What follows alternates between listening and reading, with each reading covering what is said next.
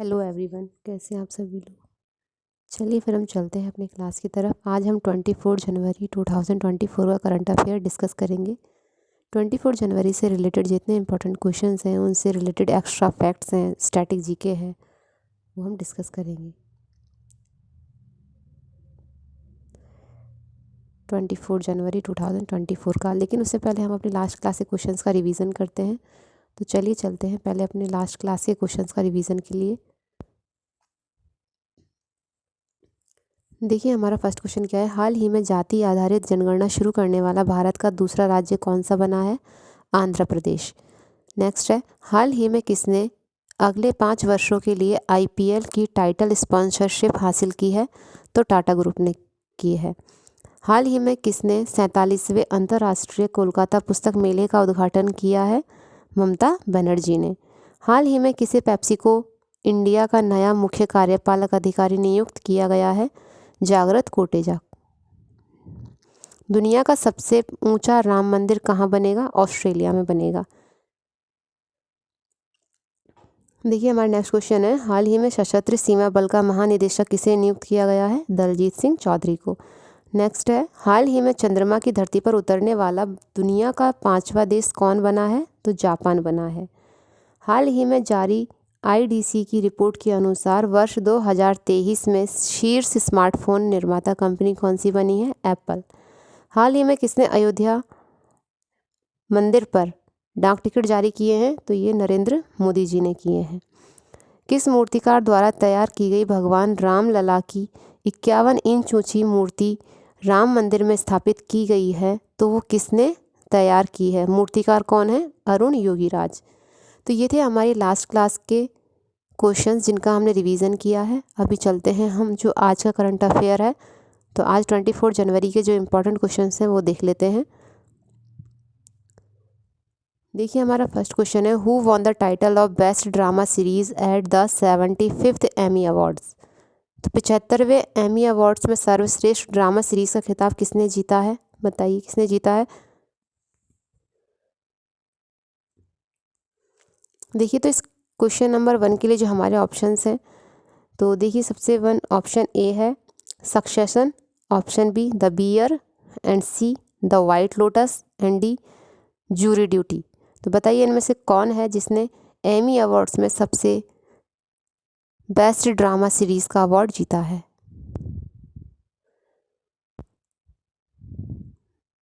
तो देखिए इसका क्वेश्चन जो आंसर होगा हमारे क्वेश्चन नंबर 1 का, इसका आंसर होगा सक्सेशन। सक्सेशन जो ड्रामा सीरीज़ है उसने एमी अवार्ड्स में सर्वश्रेष्ठ ड्रामा का अवार्ड जीता है। अब इससे रिलेटेड जो एक्स्ट्रा फैक्ट्स हैं वो देख लेते हैं हम। देखिए 75वें एमी अवार्ड्स की घोषणा कर दी गई है। द बियर और सक्सेशन दोनों को 6 अवार्ड मिले हैं, ठीक है। अब देखिए द बियर को सर्वश्रेष्ठ कॉमेडी का खिताब मिला है और रोड रेस ड्रामा वीफ ने सर्वश्रेष्ठ लिमिटेड एडिशन का अवार्ड अपने नाम किया है। देखिए कॉमेडी में अवार्ड किसको मिला है? द बियर को, और ड्रामा में अवार्ड मिला है सक्सेशन को, ठीक है। तो दोनों ही जो ये ड्रामा सीरीज़ हैं इन दोनों को 6 अवार्ड मिले हैं, ठीक है। और सर्वश्रेष्ठ लिमिटेड एडिशन का जो अवार्ड है वो किसको मिला है? तो मिला है रोड रेस ड्रामा वीफ को, ठीक है।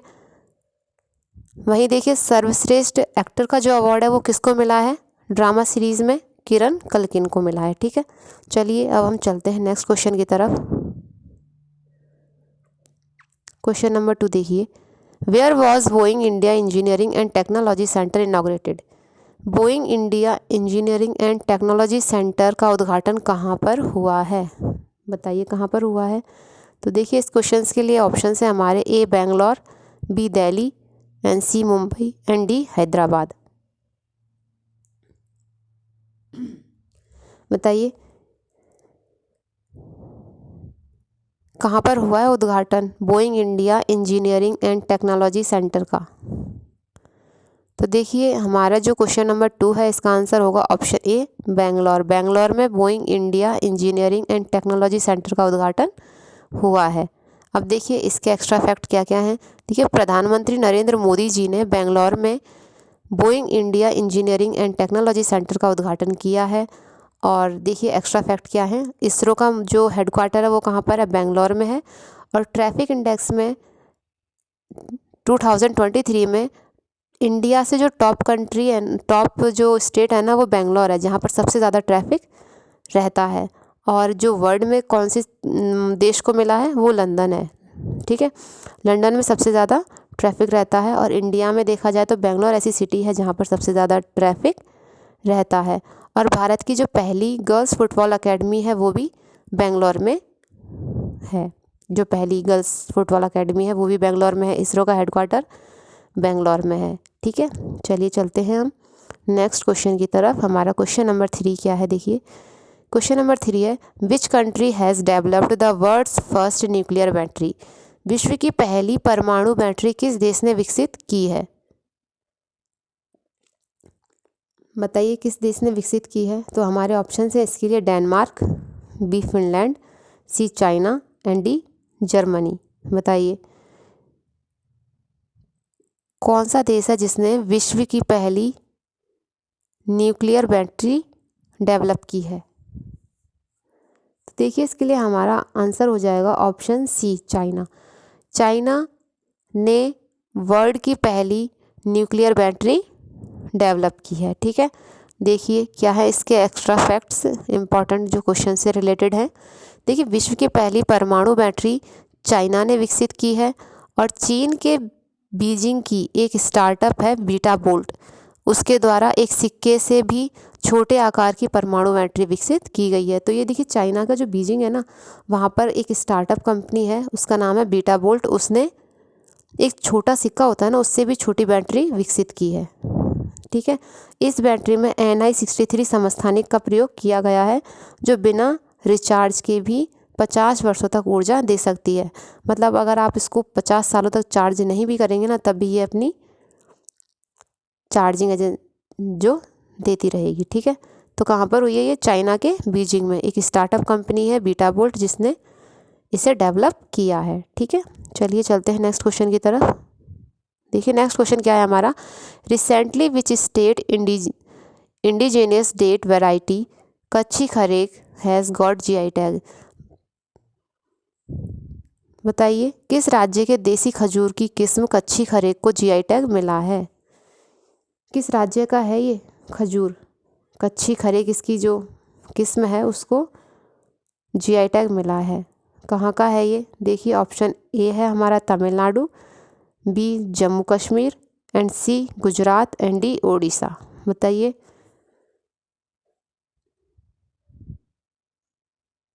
तो देखिए ये जो गुजरात है ना, गुजरात का खजूर है कच्छी खरेक, जिसे GI टैग मिला है।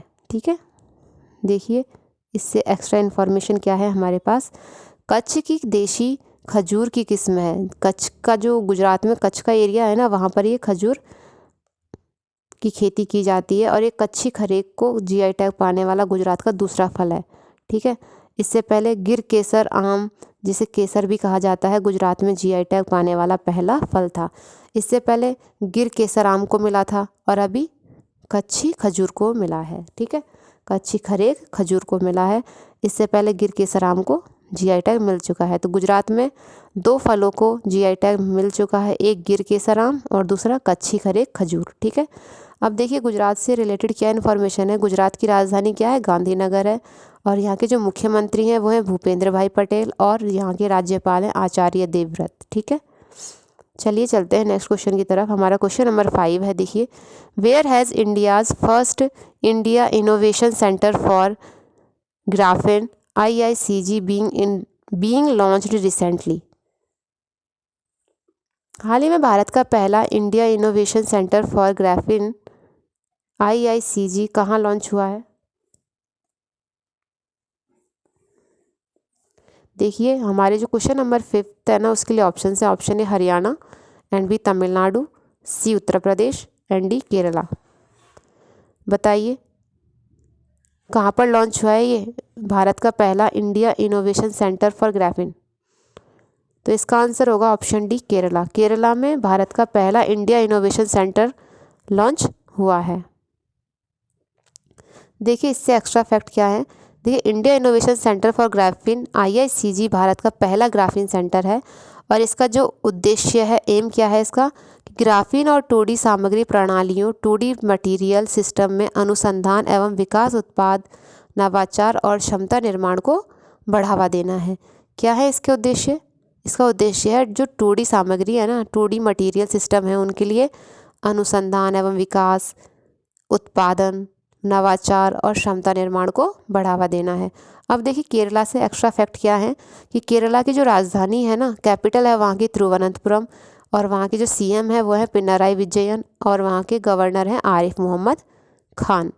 चलिए चलते हैं नेक्स्ट क्वेश्चन की तरफ। देखिए हमारा क्वेश्चन नंबर 6 क्या है, in which city did the world's largest lamp shine, दुनिया का सबसे बड़ा दीपक किस शहर में जगमगाया है? बताइए। अभी आप लोगों ने सबने सुना है ना। देखिए ऑप्शंस बता देती हूँ पहले मैं आपको कि क्वेश्चन नंबर 6 के ऑप्शंस क्या क्या हैं। ऑप्शन ए है Ayodhya, and B Varanasi, and C Surat, and D Ahmednagar. बताइए कौन सा शहर है जहाँ पर सबसे बड़ा दीपक जगमगाया है?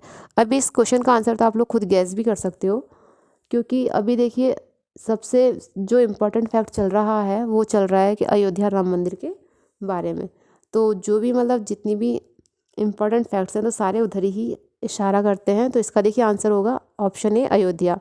अयोध्या में जो है दुनिया का सबसे बड़ा दीपक राम मंदिर में जगमगाया है उसके उद्घाटन के समय पर।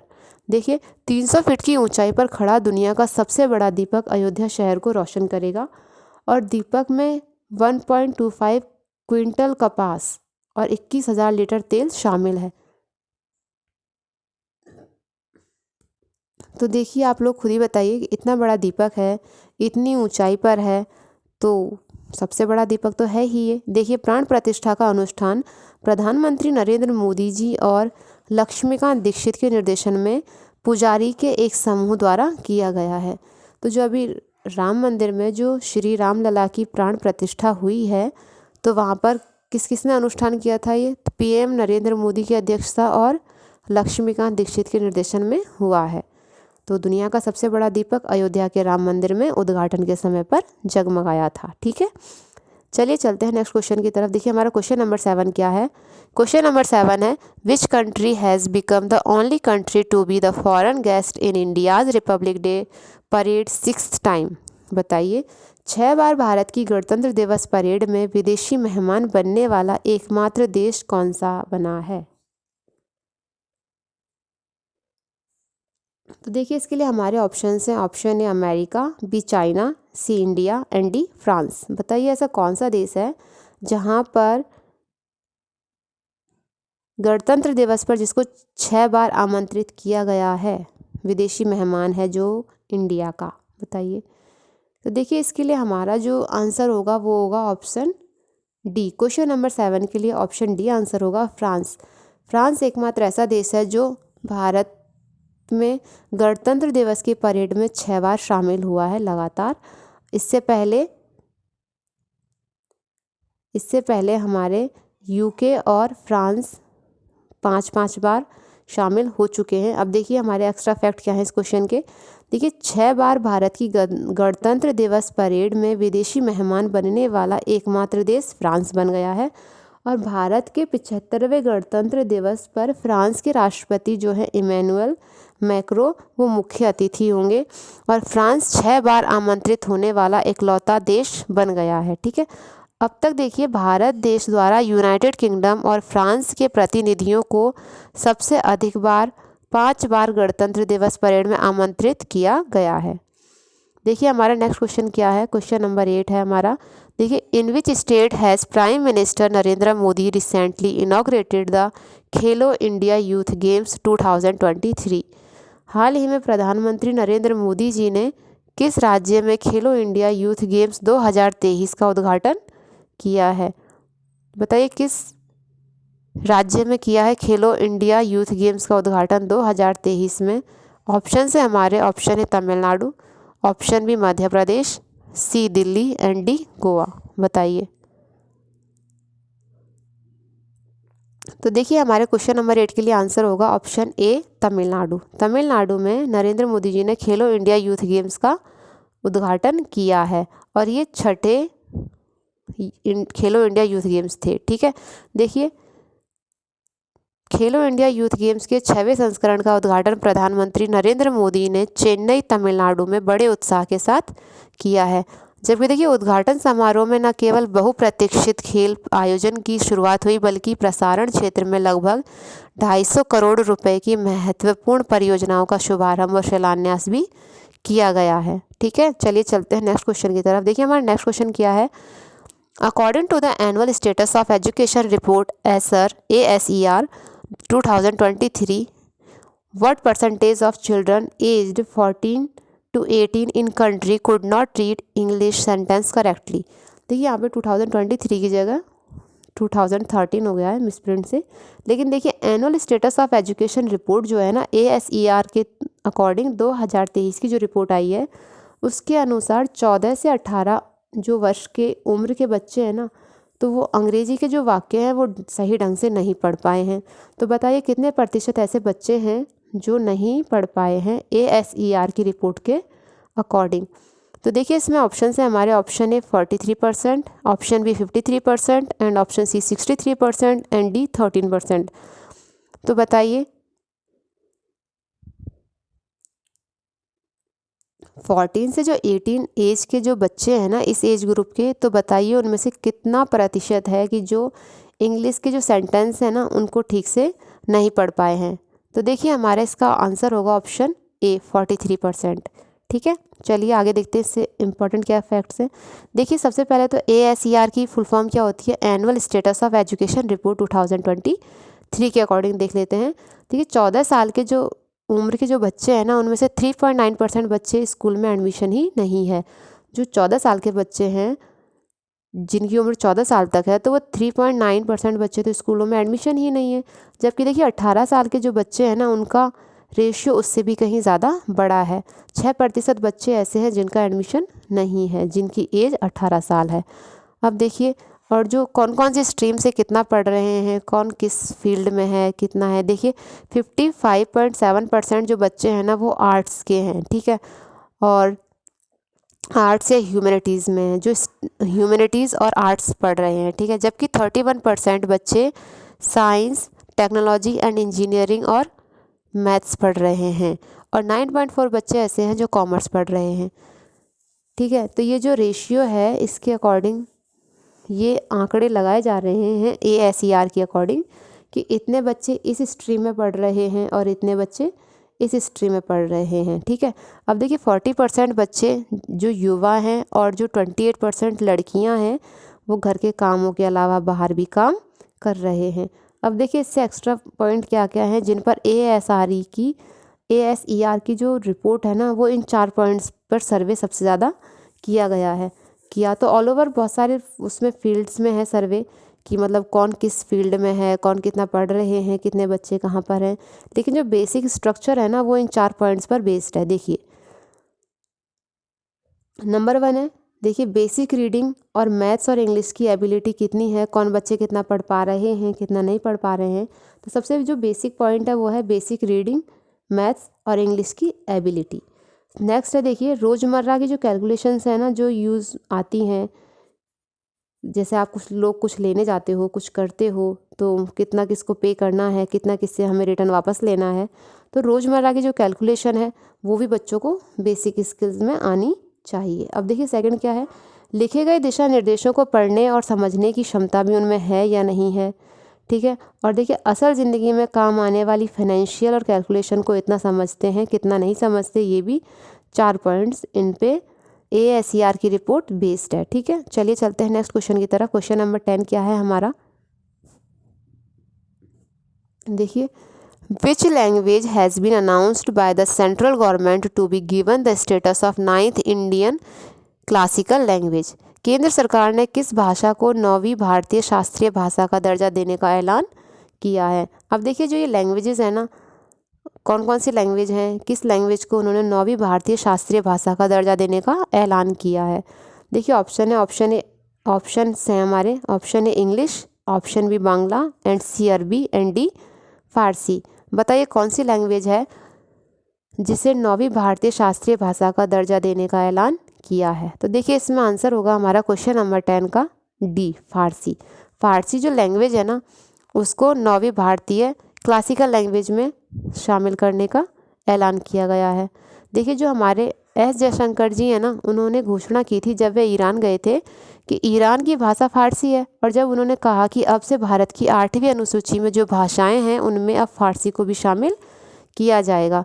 इससे पहले उन्होंने मतलब पाली, प्राकृत, कन्नड़ और मलयालम, उड़िया के बाद अब फारसी को भी शामिल कर लिया जाएगा। जो संविधान की 8वीं अनुसूची में जो भाषाएं हैं ना, 22 जो भाषाएं थी, उनमें अब इन भाषाओं को भी ऐड कर लिया जाएगा। ठीक है, तो देखिए आज की क्लास में इतना ही, और जो भी हमारे एक्स्ट्रा फैक्ट्स हैं, करंट अफेयर क्लास के क्वेश्चंस हैं, ठीक है, तो वो हम आपके साथ और डिस्कस करेंगे कल की क्लास में। अभी आज के लिए इतना ही, और प्लीज़ चैनल को सब्सक्राइब कीजिए, शेयर कीजिए, ताकि और भी आपके जो फ्रेंड्स हैं उन सबको इम्पोर्टेंट क्वेश्चंस, उनसे रिलेटेड एक्स्ट्रा फैक्ट्स मिल सकें और वो अपनी तैयारी और अच्छे से कर सकें। ठीक है, okay, thanks for watching, please like, share and subscribe.